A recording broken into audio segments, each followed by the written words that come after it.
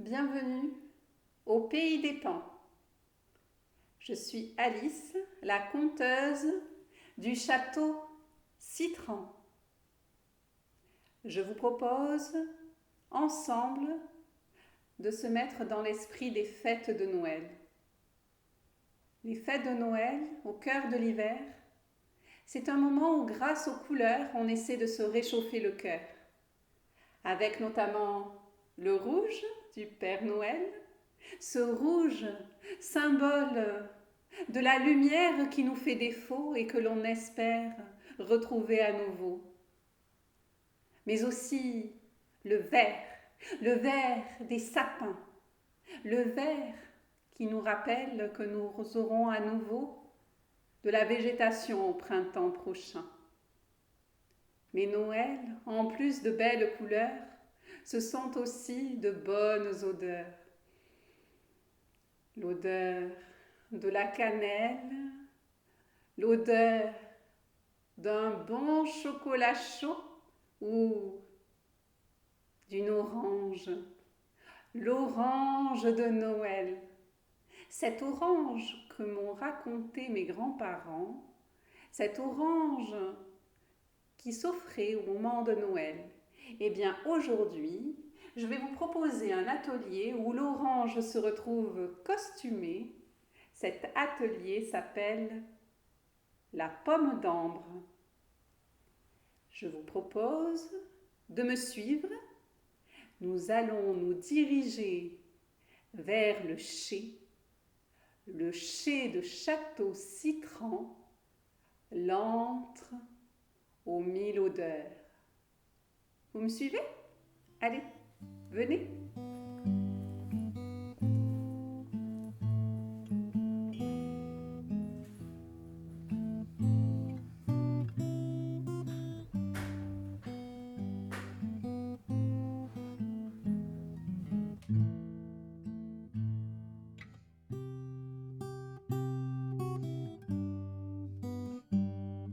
Et nous voici au chai de Château Citran, le lieu où le raisin se transforme en vin, notamment grâce aux barriques de bons bois de chêne qui, selon leur degré de chauffe, ont des odeurs de vanille, de café, de fumée. D'ailleurs, lors d'une de nos visites, une jeune fille a proposé d'en faire un parfum. Une bonne idée, je trouve, car cela sent vraiment bon. Mais trêve de bavardage et place à l'action. C'est parti pour l'atelier intitulé La pomme d'ambre. Donc, pour cet atelier, nous avons besoin d'une orange. Mais cet atelier s'appelle la pomme d'ambre. Quel rapport entre une orange et une pomme d'ambre? Pour répondre à cette question, je vous propose d'écouter la Minute Stéphane Bern. Il y a très longtemps, au Moyen-Âge, au temps des chevaliers, existait le bijou appelé la pomme d'ambre. À l'intérieur d'un bijou précieux, on glissait de l'ambre. Qu'est-ce que l'ambre? Il s'agit d'un rejet de baleines. On les récoltait, on les faisait sécher, et contre toute attente, ce rejet exhalait une merveilleuse odeur. Odeur qui avait plus d'un pouvoir, puisqu'elle permettait aussi de chasser les épidémies. Épidémies fréquentes au Moyen-Âge, encore utiles peut-être de nos jours. Donc, au Moyen-Âge, on utilisait des bijoux précieux avec à l'intérieur de l'ambre. Mais à la Renaissance, on décide une version plus végétale de la pomme d'ambre. Et pour cela, on a utilisé une orange, mais aussi, ça sent bon, des clous de girofle. Ça me rappelle un peu le dentiste. Il a un pouvoir, ce clou de girofle, antiseptique et anesthésiant. Et voilà comment, depuis cette époque, au moment de Noël, mais aussi tout au long de l'année, on fait des pommes d'ambre.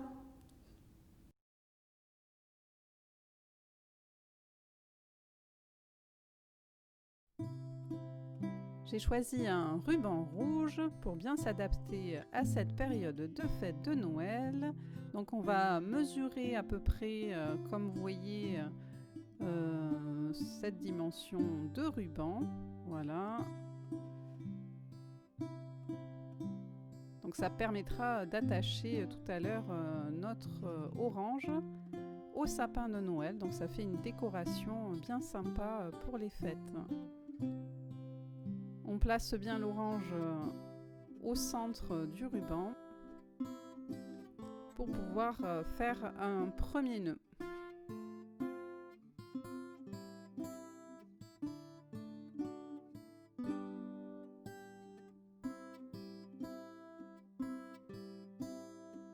Donc petite astuce pour pouvoir bien fixer le nœud, on va utiliser une attache parisienne qui va permettre de fixer bien le ruban au moment où ensuite on va manipuler l'orange.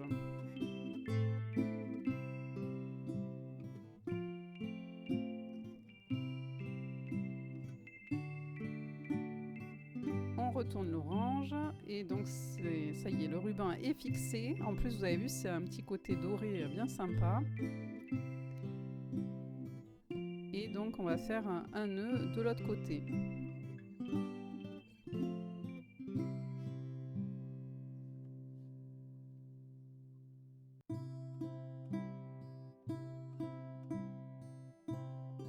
Comme le ruban glisse, on essaie quand même de bien fixer pour que ce soit à peu près symétrique.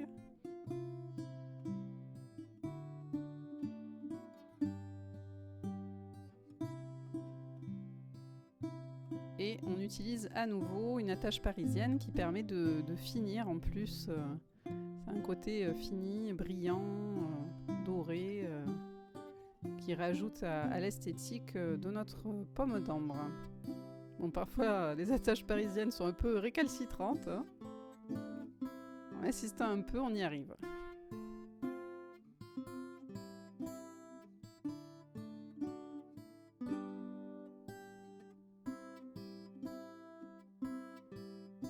On noue autour de l'attache parisienne. Et c'est terminé pour la première étape de notre pomme d'ambre. On va donc pouvoir passer à la deuxième étape. Après le ruban, qui est le moment où on va mettre les épices symboliques de Noël, comme le clou de girofle. Donc là, deux possibilités. Soit, comme moi, vous utilisez directement le clou de girofle pour l'enfoncer dans l'orange.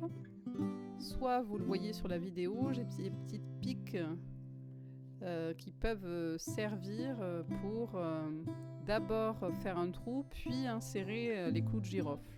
Donc là aussi, plusieurs possibilités. Moi, j'ai choisi la simplicité de suivre la ligne fixée par le ruban et de mettre en suivant cette ligne les clous de girofle.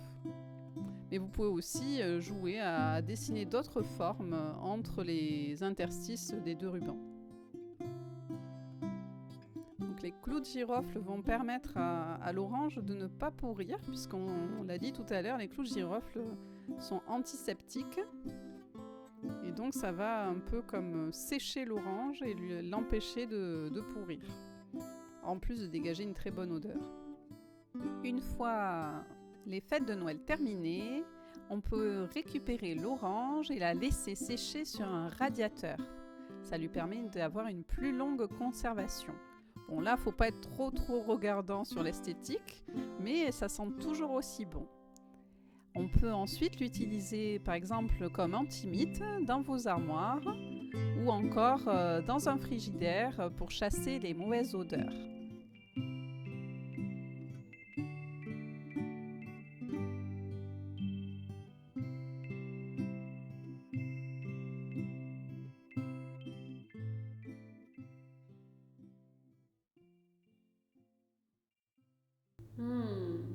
Ça sent délicieusement bon. Et vous, quelle est votre odeur préférée pour les fêtes qui vous rappelle les meilleurs souvenirs de Noël? Répondez-moi en commentaire. Alors à très bientôt. C'était Alice, la conteuse du Château Citran, au pays des Pans.